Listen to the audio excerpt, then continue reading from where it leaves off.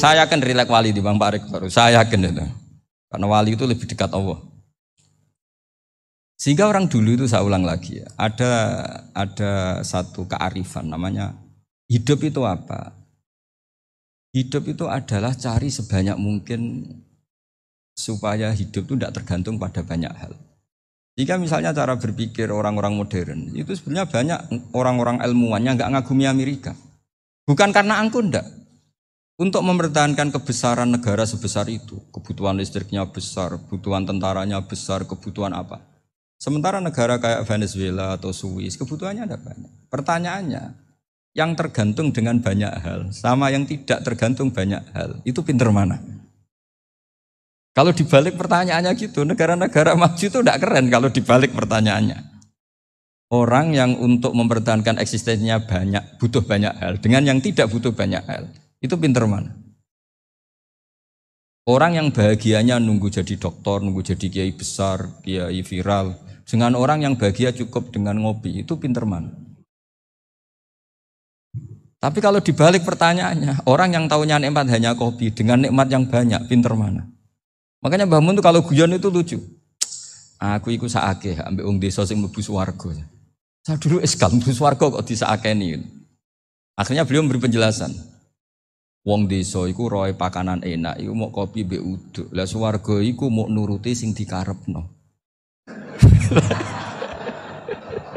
Akhirnya wis mau mangan, wis ngopi, nguduk, ngopi, ora roh pakanan liyane ku ora roh.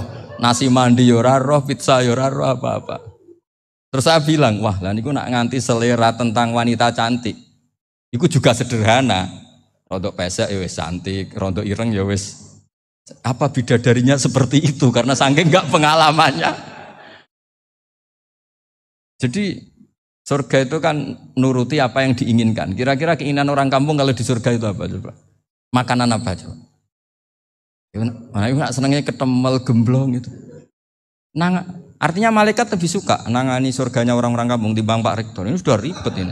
Makanan apa saja sudah harus dicoba. Terus kalau di mall tahu orang macam-macam, seleranya macam-macam pasti. Enak mana kalau sampai jadi malaikat pelayan surga? Suka ngelayani orang kampung apa yang orang kota? Orang kampung kan? Jadi ya itu guyon ya, guyon tapi itu menjadi pikiran kita bahwa orang yang banyak kebutuhan itu sebetulnya banyak kebodohannya karena menggantungkan kebahagiaannya dengan banyak hal. Makanya Imam Syafi'i ngendikan istighna itu apa? Al-istighna anisya'i. Yang dikatakan kecukupan adalah berusaha sebanyak mungkin banyak hal tidak kamu butuhkan. Bukan memenuhi semua kebutuhan kamu karena nafsu kamu ini tidak ada batasnya gitu. Kalau kamu penuhin nggak akan selesai. Itu ada perempuan yang kurang cantik itu minta doa saya, Gus doain suami saya kaya. Terus tak guyonin, terus nggak minta. Kalau suami kamu kaya, yang pertama dirubah itu apa? Rumah supaya rumah saya bagus. Kedua apa? Mobil supaya mobil saya bagus. Nanti yang dievaluasi itu kamu. Mobil bagus, Alphard, rumah mewah, istrinya kamu pasti itu dievaluasi. Langsung enggak usah sudah gini aja kan. Jadi pertama yang dievaluasi itu kaya itu coba kalau suami kaya itu yang dievaluasi pertama rumah ya. Rumah ganti. Setelah itu apa? Mobil. Kira-kira berikutnya. Akhirnya sudah enggak jadi. Nabi Ibrahim itu pernah minta umur panjang. Keren umur panjang. Sama Allah enggak dijawab. Datang orang tua gitu mertamu ke Nabi Ibrahim. Terus disuguhi dikasih kurma. Apa itu? Kok kurma apa? Anggur yang sudah matang sekali. Sudah dimakan. Setelah dimakan meler keluar lagi. Dimakan lagi meler lagi. Terus Nabi Ibrahim masuk lagi ke kamar. Ya Allah doanya tak cancel. Nanti kalau saya tua kayak itu. Jadi Allah itu enggak jawab langsung tapi ngirimkan itu. Akhirnya ya Allah enggak jadi. Nanti takut itu. Saya pernah ngalami jadi kiai tadi ada ibu-ibu ya enggak pati cantik lah. Suaminya tuh miskin sekali. Minta doa saya supaya kaya. Bareng tak kasih pertimbangan itu udah enggak usah. Enggak jadi itu. Jadi itu kearifan. Tapi kearifan ini harus kita tanamkan. Saya enggak bisa membayangkan Indonesia yang besar ini andai kan enggak ada qanaah. nerimo ing pantum. Coba sekarang ada Covid. Andai kan Indonesia tuh kayak Perancis. Beberapa kali punya tamu orang yang hidup lama di Perancis, bahkan dapat istri orang Perancis. Itu dulu gak begitu mencintai Indonesia. Tapi setelah di Perancis 2 tahun, wah Indonesia hebat. Di Perancis itu kata dia kalau cerita, semua kebutuhan masyarakat itu dibebankan ke negara. Apa saja minta negara, apa saja nyoal negara. Sementara Indonesia, coba kalau Indonesia mengalami seperti ini kok tidak ada konaan, rimo ing pantum, bisa kios Indonesia. Orang miskin nyalahkan negara, kelaparan nyalahkan negara, apa saja. Ini barokahnya dididik kiai, jogeman nyalahno wong liya. Urip pun romo ing pandum, diame. Sampai gak ngerti kalau Covid. Banyak tuh orang-orang kampung itu, orang lugu-lugu itu. Mbah niki saking Covid, salam ning Covid, muga-muga umure panjang. Dikira Covid itu nama orang yang ahli sosial itu. Mbah niki dana saking Covid. Matur nuwun sampekno salamku muga-muga umur panjang. Bingung kan yang nganterin ini. Ini gimana yang mau menjelaskan? Memang enggak paham. Ribet kan. Tapi saya pastikan bahwa dengan keadaan seperti ini kita bahagia, kita stabil, itu jelas barokahnya kalimat tadi, moto tadi atau pegangan hidup tadi. Makanya disebut al-ibarat qutun li'ailatil mustami'in, bahwa redaksi atau kata-kata atau pegangan atau filosofi hidup, apalah namanya itu adalah penyemangat. Penyemangat. Karena kata-kata ini memang luar biasa. Ketika sahabat perang demi kebenaran, zaman itu ya pasti benar karena yang dibela Nabi. Dulu itu kan enak zaman Nabi, yang dibela mesti benarnya, musuhnya mesti salahnya. Jika dulu itu memang harus tegas. Kalau sekarang mau tegas gimana? Yang kamu bela tidak mesti benar, musuhnya tidak mesti salah. Ribet kan kalau misalnya saya tukaran sama Pak Rektor, kamu mau bela mana kan bingung. Saya tidak mesti benar, saya tidak Nabi. Pak Rektor apalagi tidak mesti benar lagi kan? Ribet kan? Jadi kalau kita mau perang sekarang itu mau pede gimana? Enggak. Makanya banyak ulama sekarang tuh mau tegas tuh enggak berani karena ya banyak hal yang abu-abu lah wilayahnya. Misalnya pilihan presiden atau pilihan bupati, pilihan menteri. Kamu mati-matian bela itu. Yang kamu bela tidak mesti benar, musuh kamu tidak mesti salah.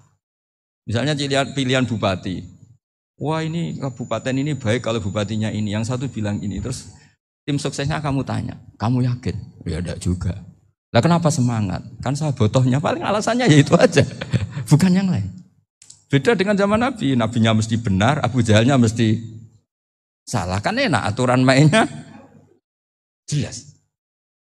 Singkat cerita dalam perang itu banyak sahabat yang ngalami luka, ngalami apa gitu. Kemudian curhat ke Nabi. Ya Nabi gara-gara derekkan jenengan, ngikuti jenengan saya harus ngalami seperti ini, seperti ini. Ngiranya orang itu diapresiasi sama Allah keluarnya. Ternyata sama Allah gak diapresiasi. Malah diturunkan ayat intakunu ta'lamuna fa innahum ya'lamuna kama ta'lamun wa tarjuna minallah ma'ala yarjun. Kalau kamu sakit karena perang, orang-orang kafir itu ya sakit. Itu saja berani padahal demi kekafiran. Wa tarjuna minallah ma'ala yarjun. Padahal kamu punya nilai lebih yaitu berharap kepada Allah yang mereka tidak punya. Saya jadi kiai itu ya kadang mangkel. Karena yang benci ya benci, yang seneng itu ngel-ngel loh kayak Pak Bejo. Jadi semuanya ribet. Nah iya, yang benci ya ganggu, yang seneng ya ganggu, tambah nemen. Seribet. Tapi kalau sudah ingat bandar narkoba, mereka berhadapan dengan polisi, kadang ditembak karena kesalahannya terlalu fatal. Antar persaingan mereka juga bisa tembak-tembakan karena merebut pasar narkoba. Itu saja mereka berani. Kok kita yang jadi kiai kadang dicium tangannya, dihormati gak berani, hanya takut apa ya musibah-musibah kecil lah, atau problem-problem kecil. Nah iya kalau kita bandingannya gitu. Kalau kamu mau tahajud kedinginan, itu masih nanti dihisab Allah itu gitu. Maling ayam itu keluar malam-malam, hanya dapat ayam. Itu gak takut dingin. Ya gak takut digebuki masa. Kamu mau tahajud saja takut dingin. Makanya nanti hisabnya orang soleh itu nanti dijajarkan orang dolim. Terus diperbandingkan. Wah itu habis kamu kalau itu. Jadi misalnya Unisula mau rapat, tapi ini malam, kalau malam dingin nanti saya masuk angin. Anak-anak pang di perapatan aja berani kamu. Kalau sudah perbandingannya gitu tuh ribet kita nanti. Makanya itu kalimat itu moto atau filosofi hidup. Sehingga diulang lagi nasihat itu. Iyam saskum korhun faqadu masal qoma korhum mislu. Kalau kamu kena luka, orang-orang yang enggak benar juga akan kena luka. Itu aja berani demi ketidakbenaran. Masa kamu demi kebenaran enggak berani? Akhirnya orang itu, ya itu kalimat, itu heroik. Makanya kita ini penting ya, makanya tadi himne Unisula dimulai kalimat thayyibah. Karena kalimat ini yang menjaga kita kalimat ini. Misalnya tentang Tuhan. Kenapa orang Islam imannya kokoh seperti ini, termasuk yang sudah hidup di Amerika, di Australia, di mana-mana. Itu ya barokahnya ajaran atau barokahnya kalimah. Saya sebut kalimah saja pakai bahasa santri. Karena la ilaha illallah itu dalam tradisi santri disebut kalimatu haqqin alaiha nahya wa alaiha namut wa alaiha nub'ats. Ada yang riwayat wa biha nub'ats insyaallah taala minal aminin. Kenapa mereka di mana-mana meskipun sekolah di Amerika, di Australia, bahkan di Uni Soviet tetap mukmin? Itu barokahnya ajaran yang benar. Allah itu siapa? Tuhan. Tuhan itu sifat dasarnya apa? Awal. Dia harus wujud awal sebelum makhluk yang lain. Sehingga ketika ada negara yang maju, yang tertib, manajemennya tertib, masyarakatnya makmur. Tapi punya Tuhan yang tidak seperti itu. Tidak awal. Itu sudah gak nyaman. Karena ndaklah keren Tuhan saya. Karena Tuhan saya itu al-awwal. Dat yang pertama. Tuhan saya keren lah, zat yang enggak mati. Tuhan yang enggak mati, yang enggak pernah mengalami kematian. Sehingga tontonan atau yang dilihat kenikmatan-kenikmatan yang lain ini tidak mengubah dia pendirian tentang Tuhan. Karena mantapnya satu kalimat tadi bahwa Tuhan itu ya harus satu, harus awal, harus tidak mati, tidak rusak, tidak mengalami apa-apa yang membahayakan.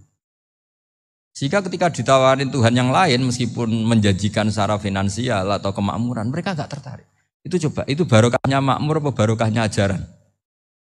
Barokahnya ajaran, sering negara Islam itu kalah makmur dengan mereka. Tapi barokahnya ajaran ini tetap apa? Tetap Islam. Makanya Nabi Ibrahim, Nabi yang sukses bikin waja'alaha kalimatam baqiyatan fi aqibi. Sehingga kita ini bekti sama orang tua misalnya, itu ya karena ajaran. Suwargamu itu karek wong tuamu. Nak wong tuamu ridho, Allah ridho. Nak ora ridho, Allah ora ridho. Ridho wa fi ridhol walidain wa sakhatu wa sukhtu wa fi sakhatil. Sehingga ketika ada orang tua yang agak brengsek gitu, anak-anak tetap hormat. Punya orang tua yang miskin, yang sudah miskin, tukang tombok nomor, banyak kan di kampung gitu. Ya tetap hormat. Coba kalau dari awal kita ngajari orang tua kamu hormati ya, kalau baik, kalau enggak usah. Bisa geger Indonesia. Tapi barokahnya ajaran-ajaran itu Indonesia tertib karena ada ajaran. Nah ini di sini pesantren dan Unisula semua harus berkontribusi membuat ajaran yang benar itu adalah ciri utama Islam. Sehingga Islam ini dimulai dengan ajaran kalimatu haqqin alaiha nahya wa alaiha namut. Sehingga kita tenang seperti ini. Saya ini termasuk kiai yang tenang. Meskipun kata orang banyak saya ini kiai besar, tapi termasuk kiai yang paling tenang. Termasuk yang paling tenang. Karena saya ini pakai mazhab orang-orang hebat. Saya berkali-kali cerita, orang kayak Imam Syafi'i itu orang yang luar biasa. Saya berkali-kali cerita. Orang yang tadi nyium tangan kamu ya Imam Syafi'i, di belakang tuh ngerasani kamu, menghujat kamu. Jawabannya enak saja. Berarti saya alhamdulillah orang yang wibawa. Buktinya di depan saya enggak berani. Jadi enteng saja. Diceritain sebagian kampung, sebagian separuh dari warga kamu itu gak suka kamu. Ya bagus lah gak suka saya, gak akan utang duit saya. Di mana-mana orang utang itu karena teman dekat. Kalau gak seneng pasti minimal gak utang, gak pinjem mobil, gak pinjem apa. Berkah mana yang seneng sama yang gede. Jadi dianggap enteng saja. Semua yang dialamin dianggap enteng saja. Misalnya punya istri pemarah, ya baguslah marahin suami. Kalau marahin tonggo malah ribet. Jadi kamu harus terima kasih kalau dimarahin istri. Baguslah marahin saya mah, kalau marahin tonggo ribet. Jadi enteng saja. Tapi kita sekarang itu karena nafsu ya, sehingga menghadapi hidup ini ribet. Ulama dulu kalau mau mati itu senengnya bukan main. Sudah lama saya ini ingin nggak maksiat. Kayaknya nggak maksiat paling efektif itu mati. Ya tidak apa-apa Gusti, kalau sebaiknya mati ya mati aja. Enteng saja. Jadi melihat kematian itu akhir dari segala keburukan atau potensi keburukan. Apapun baik kita sekarang, suatu saat mungkin kita nggak baik.